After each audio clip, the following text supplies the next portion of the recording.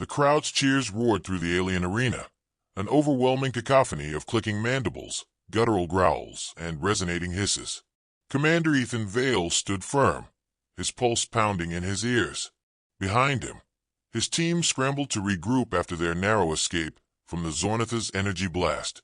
Bailey, their golden retriever companion, stood by his side, panting but determined, her tail wagging slightly as if to reassure her team that they weren't out of the fight yet.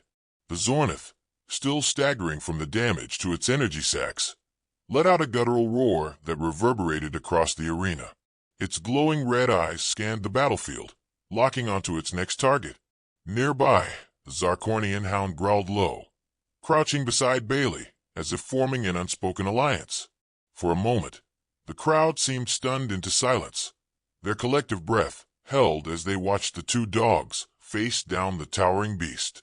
Ethan broke the tension. "Lila, where's that core? We need to end this thing before it decides to fry us again." Dr. Lila Carter crouched behind a broken column, her tablet flickering with holographic projections. "The core's exposed but still shielded. We need a direct hit to its chest, but its outer armor is absorbing too much of our firepower." Private Nate Walker, still grinning despite the chaos, peeked out from cover and fired a burst from his plasma rifle. The bolt struck the Zornith's armored leg, drawing its attention. "Well, I'd say it's distracted enough. What's the plan, boss?" Ethan glanced at Bailey and the Zarkornian hound. The two dogs seemed to understand the stakes, their focus unwavering. An idea began to form in his mind, a risky, borderline insane idea, but one that just might work. "Nate, keep its attention on you. Lila, rig an explosive and hand it to me. We're going for a direct strike." Lila blinked. "You're serious?" "As a heart attack," Ethan replied. "Bailey and her new friend are going to help me get close." The Zornith lumbered forward, its massive claws swiping at Nate, who ducked and rolled to avoid the blows. The creature's movements were slower now, its energy reserves clearly depleted, but it was still a force to be reckoned with. Plasma bolts ricocheted off its armor as Nate peppered it with fire, shouting taunts that were drowned out by the creature's roars. "Keep it busy, Nate," Ethan called out as Lila handed him a compact explosive device. Its blinking red light cast an ominous glow on her face. "This has enough power to breach the core," she said, her voice tight. "But you need to place it directly on the exposed area. There's no margin for error." Ethan nodded and turned to Bailey. "All right, girl. You up for one more run?" Bailey barked once, her tail wagging as if to say, "Let's do this." The Zarkornian hound stood beside her, its glowing eyes locked on Ethan, as if waiting for orders. Ethan hesitated for a fraction of a second. The thought of sending the two dogs into danger weighed heavily on him, but he also knew they were the key to success. "Bailey, stay with me. Let's move." Ethan sprinted across the battlefield, the explosive device clutched tightly in his hand. Bailey and the Zarkornian hound flanked him, their smaller, agile forms weaving between debris and dodging the Zornith's wild swings. The crowd erupted into chaos, their cheers and jeers blending into a deafening roar. The Zornith spotted them and let out a bone-shaking roar, raising one massive claw to strike. At the last second, the Zarkornian hound lunged forward, sinking its teeth into the beast's leg.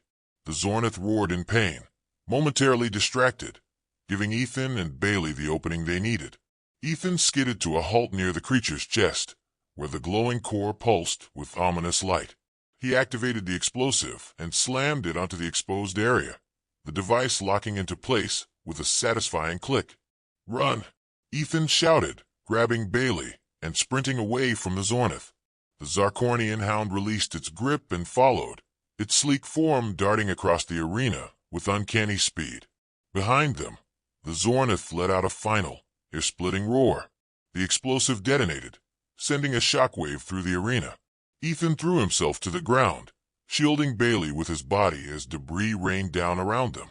When the dust settled, the arena fell into an eerie silence. The Zornith lay motionless, its glowing core extinguished. The massive beast that had terrorized so many was no more. The silence was broken by the roar of the crowd. But this time, it wasn't anger or outrage, it was awe. The The Zarkorn spectators rose to their feet, their alien voices chanting in unison. Ethan couldn't make out the words, but the tone was unmistakable. Respect. Grakthal's face appeared on the viewing screen, his expression a mixture of disbelief and reluctant admiration. Humans, he said, his voice echoing across the arena. You have achieved what few have dared to attempt. You have faced the Zornith and emerged victorious. Ethan stood, brushing dust from his armor. We didn't have much of a choice. Grakthal's tusks quivered as he suppressed a growl. The Zarkorn Dominion honors strength and cunning. Today, you have proven yourselves worthy of both. The moons of Zorth Prime are yours. The crowd erupted into cheers once more, their voices shaking the very walls of the arena. Ethan turned to his team, relief washing over him. Lila gave him a small smile, while Nate whooped loudly, pumping his fist in the air. Bailey trotted up to Ethan, her tail wagging furiously. The Zarkornian hound stood beside her, its glowing eyes calm and almost respectful. Looks like you made a new friend, Lila said, nodding toward the hound. Ethan crouched to pat Bailey's head. Yeah, well, she's got a way of bringing people, or aliens, together. As the team left the arena, victorious but battered, Ethan couldn't help but feel a sense of pride. Humanity had faced impossible odds and won, not just with firepower, but with courage, ingenuity, and a little help from an unlikely ally. Bailey barked happily, trotting alongside her team. The Zarkornian hound followed, its loyalty now seemingly pledged to its newfound companions. Together, they walked out of the arena, the weight of their victory sinking in. The warlord's final words echoed in Ethan's mind as they boarded their ship. You have proven yourselves worthy. For the first time in a long while, Ethan felt like humanity might truly have a place among the stars. The victory in the arena became a defining moment for humanity's standing in the galaxy. News of the human team's triumph against the Zornith spread like wildfire, and the image of Commander Ethan Vale, flanked by a golden retriever and a Zarkornian hound, became a symbol of resilience and ingenuity. But beneath the celebration, a simmering tension remained. The Zarkorn warlord Grakthal had honored his word, granting humanity the mineral rights to Zorth Prime's moons. Yet there was a lingering sense of unfinished business. Back aboard the Resolute, Ethan stood in the briefing room with his team, reviewing intelligence reports on a growing disturbance near Zarkorn space. The holographic display projected maps and data, each report more troubling than the last. They're not happy about losing, Lila said, arms crossed as she studied the data. There's chatter about factions within the Zarkorn Dominion wanting revenge. Ethan sighed, leaning against the table. It's not surprising. Grakthal might respect what we did, but not all of them will see it that way. Nate, still riding the high of their victory, tossed the ball to Bailey, who caught it midair. Let him try. We've got Bailey, and she's undefeated. Lila rolled her eyes. I doubt a golden retriever will stop a fleet of Zarkorn warships. She's done pretty well so far. Nate shot back, grinning. Ethan raised a hand to cut them off. Focus. If they're planning something, we need to be ready. A week later, the tension boiled over.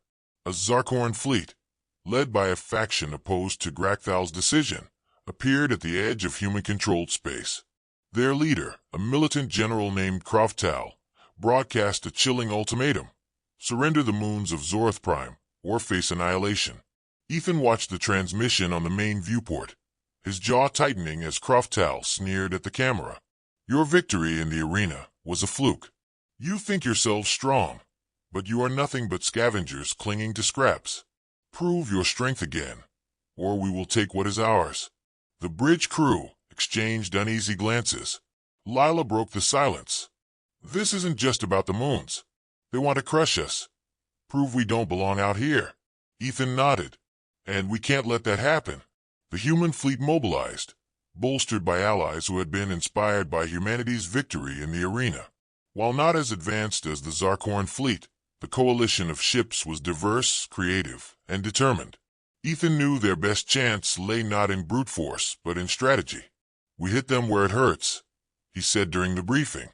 Kroftal's flagship is their command center. If we take it out, the rest of the fleet will fall into disarray. And how do we get close enough to do that? Lila asked. Their defenses are tight, and they'll expect us to target the flagship. Ethan smirked. We use a distraction, something they'll never see coming. As the human fleet engaged the Zarkorn forces in a sprawling battle near Zorth Prime, the Resolute led a small strike team on a covert mission to infiltrate Croftal's flagship. The Zarkornian Hound, now a trusted ally, stood alongside Bailey in the ship's hold, their presence a morale booster for the team. All right, team, Ethan said, addressing his crew. This is going to be tight. While the fleet keeps them busy, we're slipping aboard their flagship. Lila, you handle the explosives. Nate, keep their security teams off us. And Bailey, he paused, looking down at the eager golden retriever. Just do what you do best. Bailey barked once, her tail wagging furiously. The Zarkornian Hound gave a low growl of agreement, its glowing eyes scanning the team as if understanding the mission. The Resolute stealth systems allowed it to slip past the Zarkorn fleet, docking with Croftal's flagship under the cover of the chaos outside. The team moved quickly through the ship's labyrinthine corridors, disabling security systems and avoiding patrols. The flagship's interior was a stark contrast to the arena, its halls dark and foreboding, lit only by pulsating red lights. The air was heavy with tension as the team approached the command center, where Croftal directed the battle. Lila, how much time do you need to rig the explosives? Ethan whispered. 10 minutes, if we're not interrupted, she replied, already unpacking her gear. Make it 5, Ethan said. Nate, cover her. I'll deal with Croftal. And us? Nate asked, glancing at the dogs. Ethan smirked. They're coming with me. The command center was a hive of activity, with Zarkorn officers barking orders and monitoring the battle. Croftal stood at the center, his massive frame towering over the others. His tusks gleamed under the red light as he scowled at the holographic display of the battlefield. Ethan entered the room with Bailey and the Zarkornian Hound at his side, his rifle raised. The officers turned, their expressions shifting from confusion to alarm. Before they could react, Bailey barked loudly, drawing their attention. Croftal turned, his eyes narrowing. You dare bring that creature here? You insult the Dominion. Funny, Ethan said, stepping forward. That's exactly what I thought when you showed up uninvited. The Zarkornian Hound growled, stepping in front of Bailey as if to challenge Croftal. The sight seemed to unnerve the general, his confidence faltering for the first time. You would ally yourself with a traitor.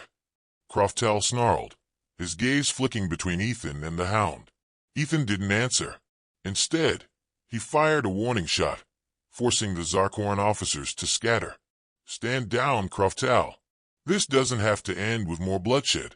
The general roared, drawing a massive blade and charging. Ethan dodged the swing, firing his rifle in controlled bursts. The Hound lunged at Croftal, its teeth sinking into his armored leg. Bailey barked furiously, darting around the general to distract him. As the battle in the command center raged, Lila finished rigging the explosives in the flagship's core. Charge is set, she said over the comm. We've got 3 minutes to get out of here. Ethan ducked under Croftal's blade, delivering a well-placed shot to his shoulder. The general roared in pain, staggering backward. Time's up, Ethan said. Let's go. He called to the dogs, and they followed him as the team regrouped. The flagship's alarms blared, and the corridors filled with chaos as the team raced back to their ship. The Zarkorn forces scrambled to contain the intruders, but it was too late. The Resolute disengaged, just as the explosives detonated. The flagship erupted in a fiery explosion, its debris scattering across the void. The remaining Zarkorn ships faltered, their formations collapsing without central leadership. Back aboard the Resolute, the team watched the battlefield from the bridge. The Zarkorn fleet was retreating, their forces in disarray. Humanity had won again. Ethan leaned against the railing, exhaustion etched into his face. Bailey sat at his feet, wagging her tail as if nothing had happened. The Zarkornian Hound stood nearby, its glowing eyes calm and steady. We did it, Lila said, her voice soft with relief. For now, Ethan replied. But this isn't just about survival anymore. We've shown them what we're capable of. Now we need to show them we belong. The stars stretched endlessly before them as the Resolute returned to Earth. Humanity had faced impossible odds and triumphed, not just with weapons, but with courage, ingenuity, and the unlikeliest of allies. As Bailey curled up at Ethan's feet, he allowed himself a rare moment of hope.